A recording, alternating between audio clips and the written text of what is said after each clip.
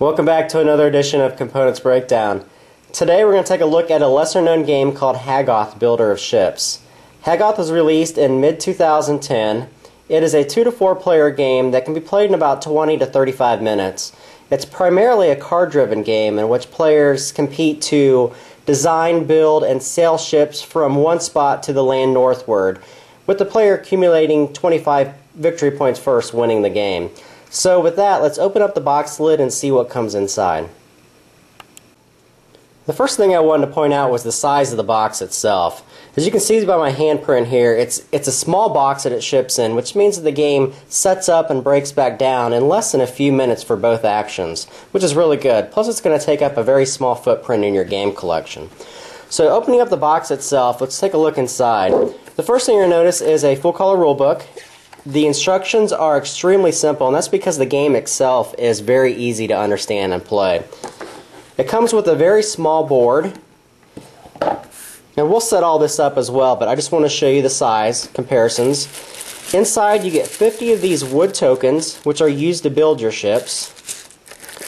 It comes with 4 different colored playing pieces, 2 of each of the ships, 1 for your scoring marker, which is a round marker, and then it comes with a 4-sided die.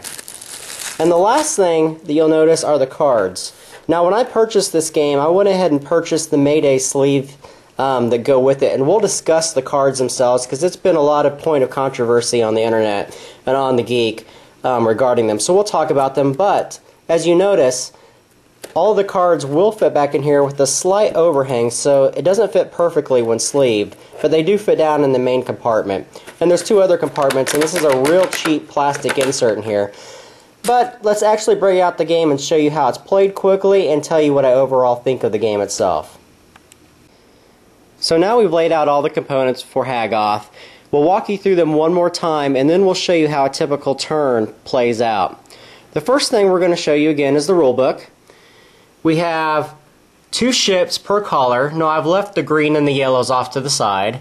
It ships with a 4-sided die, 50 of these wood tokens, and 100 of these playing cards. Now there's several different types of playing cards. There are the regular build cards, which come in denominations of 1, 2s, and question marks. The question marks depend upon what you roll in the dice, so it could be 1 through 4. There is a sail card, which allows you to sail your ships. A wooding card, which allows you to roll the dice and get that many wood. And there's 3 kind of screw you cards, so to speak, that allow you to hurt your opponent. So there is some screwage in the game. One of them is the delay, where you put one of their ships back one spot. A skip, where you skip their turn and go back to your turn or skip another player's turn. And destroy, and that allows you to remove one of the wood tokens on a ship design. Now the game itself is played out on this board. There is a point track that goes around from bottom up to top, and as I had mentioned earlier, 25 points wins you the game. If you notice on here, there's 5 different kinds of ship designs that you can build in the game. The first one requires 2 different cards, and then 3 cards, and then 4, 6, and the final one is 9, each with different denominations and points that you get. The first point system is how much you get for building the ship, and then the next point system at the top is how much you get for sailing them. So the smaller ships will get 1 for building and 1 for sailing it for 2 total points. Whereas the larger ships will give you 5 and then 6 when it reaches here for 11 total points. Now notice that there's little dots in between here. That's how many turns it must take to actually sail that ship. So this takes 2 turns basically to sail to the land northward.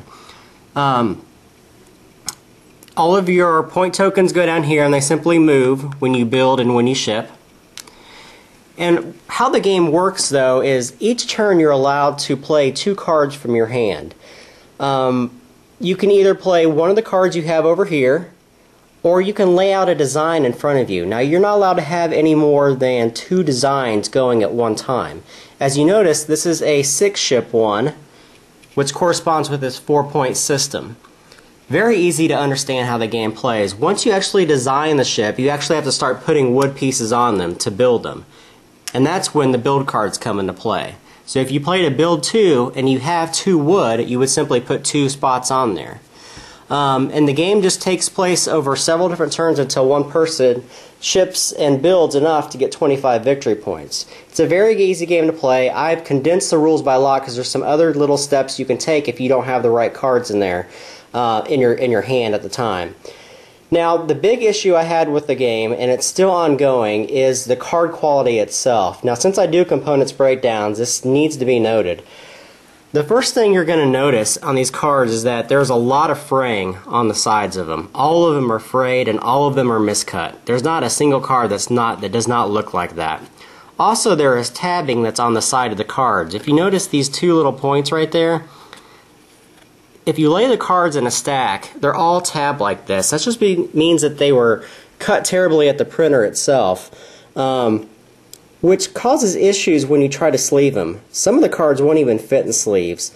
I've had to literally bend the cards in half as such to fit them inside the sleeve, and when I get them done inside the sleeve, they're actually bowed like this until I can actually make the sleeve try to lay flat. That's an issue for me, and the people at Mayday Games went ahead and replaced it with a new deck, and the new deck they sent is the exact same way as this deck. The other thing you're going to notice is that there's a ton of mismatched colors. This one is a lot lighter, and I hope that you can see that. You may not be able to see that in the video, but this one is a lot lighter than this card. Again, that's an issue for me. I don't tend to like that kind of stuff, and I think that should have been corrected at the printer. There, you can really see it. And that kind of stuff should have been corrected at the printer before the game is actually printed. Also, there's a lot of, as I said, miscutting. You'll notice it on the circles. Some of them go all the way to the edge. Some of the ones I have get cut almost 1/3 of the whole image gets cut off on the side.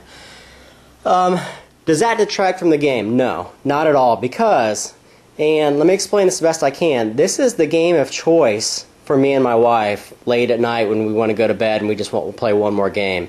Like I said, it takes about 20 minutes to play. It's a good game. It's actually a really good game to play. It's a really fun game to play. There's a little bit of strategy involved, and there's a little bit of luck depending upon which ships you are trying to build and if the right ship components come up at the right time.